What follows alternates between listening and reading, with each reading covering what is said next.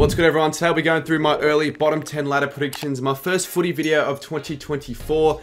As you can tell, maybe by the camera quality, it's a little bit different because the camera I normally use is broken. What a way to start off the new year. So for now, we're going to be using an alternative camera. Hopefully I can get the new one fixed when I get back from my trip to America. So we are going to be splitting it up like last year. So bottom 10 in this video, top 8 in tomorrow. Remember, it is an early ladder prediction. So these opinions and thoughts won't be the exact opinions and thoughts I'll have at the end of the year, which will be around March. And I'm going to go through a few curveballs. I want to say this, ladders almost never repeat itself. There's always at least 2 or 3 clubs who haven't made the 8 the year before that make it this year. So expect to see a few teams slide a little bit. A couple of controversial calls I reckon will happen in this video. Starting things off isn't controversial, let me just tell you that. 18th I have West Coast. Yeah, pretty obvious one. I think in everyone's predictions they have the Eagles in 18th. They're clearly the worst side in the competition. Finished last year, but honestly almost could have avoided the bottom spot, which would have been alarming.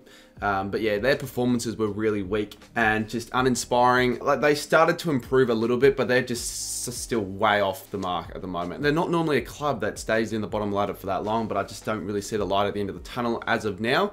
Just keep on, getting game to the youngsters. Harley Reid's into the club, which should be marketable for them. They should bring in a bit more fans, and they should become a little bit less irrelevant, the Eagles, now with Reid. But I still think, even with Reid or anything like that, they won't be any. I don't see any side finishing lower than them, and if they finish above, they won't be finishing outside the bottom 2. Now, 17th spot, my first sort of big call in a way. I know people will see this side sliding, and I've got Fremantle finishing 17th, the 2 Perth clubs. I think currently might be the 2 worst clubs in the competition. Freo were very disappointing last year, clearly underperformed realistically. Or maybe they did overperform in 2022 with the list that they had, because they ended up finishing 5th, could have finished top 4, and things just couldn't get clicking last year with Fremantle. That I wasn't really rating J-Lo's coaching performances, because one week something would work, another thing he changed things up and it would just be a complete mess. Issues they're going to have up forward now without Lachie Schultz, because he was the main involver in their scores last year, and then they weren't even a very efficient side up forward scoring goals anyway. So the fact that they haven't got Schultz and haven't really brought anyone in massively that I can think of, also losing Henry, which I thought had a fairly positive end of the year last year at least, I thought brought bits and pieces into Freo's run and carry. Yeah, the consistency is going to be a worry for Freo. You never know with them. They could still maybe rise, but I actually think it's going to be one of those poor years. They've got culture issues at the moment with Freo, and I think it might be like a Melbourne of 2019. I can see Freo definitely having a really shocking start to the year. Now, 16th position, another team that won't do much. We've got North Melbourne.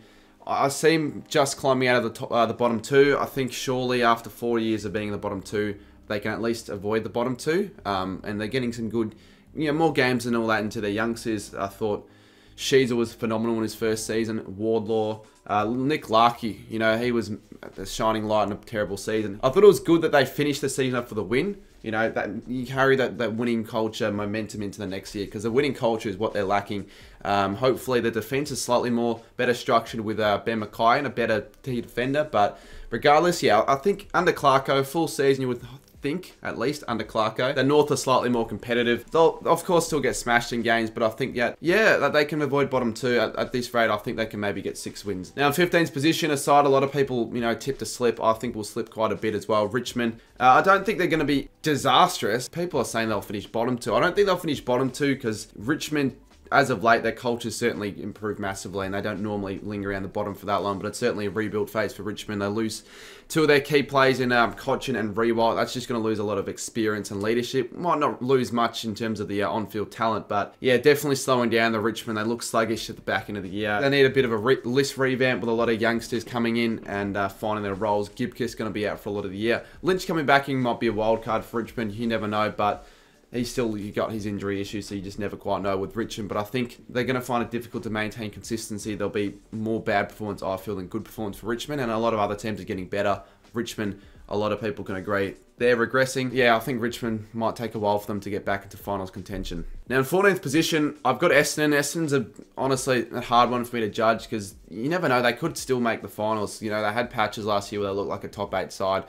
They game against Adelaide. I think they were 5th or 6th up to that point onto the season. They were completely dominant, and they haven't really gotten any worse list-wise since that game. In fact, they've probably strengthened it with a good trade period with the likes of Gresham and Dersma into the club. But I'm not too sure if all those players will make much of an immediate impact. Then that finished to last year's season was that appalling that it could transpire onto the start of next year. So I'm not sure with Essendon. They're probably going to be a mediocre club. I can't really see them making finals. But again, with Essendon, it's a hard side to read because they seem to randomly make finals every other year. So it could be this year. But I don't know. I just feel like Brad Scott giving them excuse in the last year, you know, allowing them to sort of tire themselves out.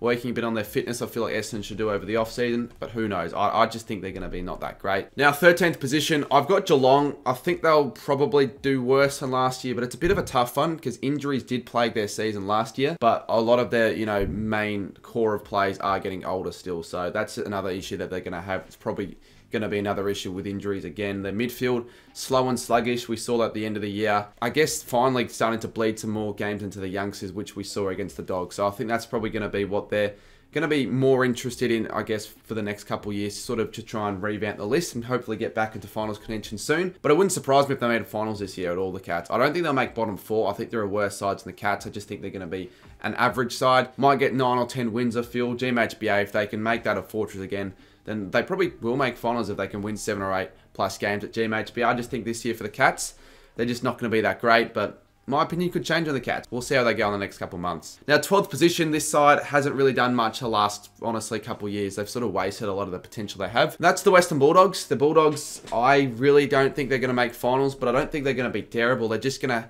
be an inconsistent side again, like last year. The Bulldogs, you know, they started the season terribly. They got back into form at some stages. They finished off the season terribly. You just really can't fear the Dogs at all because you just don't know what dog side's going to show up. At stages, they look like a top 6, top 4 quality side with the list talent they possess. It's still probably a top 8 quality list, particularly their forline and midfield, but they're not getting the best out of their list. At least Bevo isn't, and I don't think Bevo should remain at the end of the year. I mean, if they don't win a final, I think he gets sacked, but we don't really know exactly what's going to happen because people were saying that last year. Like, the amount of times that the Bont carried the Dogs on the back in games to get them over the line was a little bit concerning, the fact they're relying too much on one guy. Bailey Smith out with the ACL injury as well. I know he hasn't been in the best of form, but probably his last game for the club, and I feel like it'll have a little bit of an effect on them culturally ahead of the year. So we'll see about the Dogs. I'm not sold on them. They could make the 8, but either we're overrating their list or they're just consistently underachieving, and I'm not too sure exactly which one that is. Now, my biggest call of the video as of yet, probably the biggest call, honestly, of the entire early ladder predictions. In 11th place, a team that made the 8, made the 4 last year, we've got Melbourne. I think Melbourne are actually going to fall big time. They're going to have one of those seasons where they just can't get things going early on, maybe like a Port in 2022, and just completely just capitulate their year. We know Melbourne, they're known for being pretty complete sides in the home and away season. The last 3 years, finishing top 4, starting well, finishing the season off relatively flawlessly. Obviously, as a late, can't really get things going in the finals with 2 straight sets exits. They still have one of the best lists in the competition, obviously with Gorn, Petrarca, Oliver, but Oliver has had his off-season issues at the moment. Like, there's a bit of a problem at the club, honestly, culturally and off the field. You know, against Collingwood and Carlton in the final series, they'll sort of not really as focused about the game. So, yeah, I'm not too sure about Melbourne. They probably do make it. They'll make me look silly, I feel like, at the end of the year. But something just tells me, especially with the start of this fixture, they've got some difficult games, 6 relatively difficult ones. If they start the season 2-4, 1-5, they'll have to play catch at the Ds, and it could happen. They've got Sydney opening round, Adelaide gather round. In 10th spot, I see this side climbing. A lot of people are bullish on this side, sort of like an Adelaide last year. We've got Hawthorn in 10th position, a little bit maybe higher than what I will end up placing them, but I just think right now the optimism's alive, and I think Hawthorn could be one of those sides that push for the 8 and just have a really consistent, more consistent season. Because last year, whilst they were a bottom 3 side on paper, they certainly weren't playing like that for a lot of the season, especially the back end of the season. They knocked off the reigning premiers and Brisbane, so 2 of the grand finalists. They knocked off the Saints. You know, the Hawthorn have the capability of making any side look slow and sluggish on the day. Yeah, Sam Mitchell's doing an incredible job with his rebuild, you know, keep leading the games into the youngsters and all that. I mean, Will Day, the best and fairest season last year, Newcomb continuing to get better. Mitchell Lewis, I think, is going to have a really good season up forward, could kick 50+ goals. And they brought in some great talent in Shaun, Ginnivan. Their foreline could be one of the more scary forelines of the comp if they all, you know, are firing and damaging and actually click. And I think they're maybe one season off, you know, making finals, or at least being damaging in finals. But I think Hawthorn should have a pretty decent year, and I think they'll get better and be close to finals contention, just not quite make it. In 9th place, I have the Saints. I have the Saints. Now, you guys are probably wondering, why would I have the Saints in 9th place?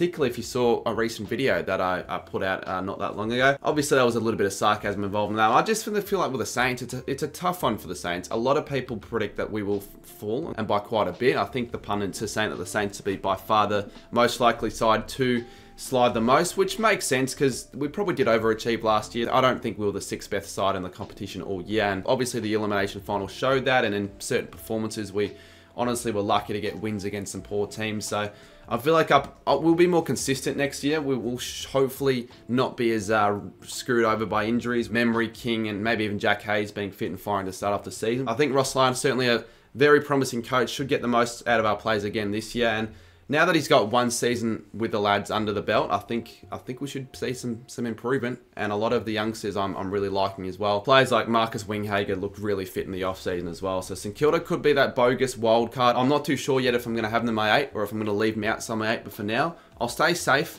I'll avoid as much criticism as I can, and I have them in 9th to finish out this video for the bottom 10. So that's my bottom 10. Tomorrow we'll be going through my top 8, so stay tuned for that. Drop down your bottom 10 predictions as well, and for subscribers wise, we're starting off the year hoping to get to 45k. So if you are new to this channel, a like and sub will be massive. We've got a lot of content planned for this year, big things ahead. But until then though, we'll see you tomorrow for my top 8 early ladder predictions. Thanks everyone for watching, and we'll see you soon.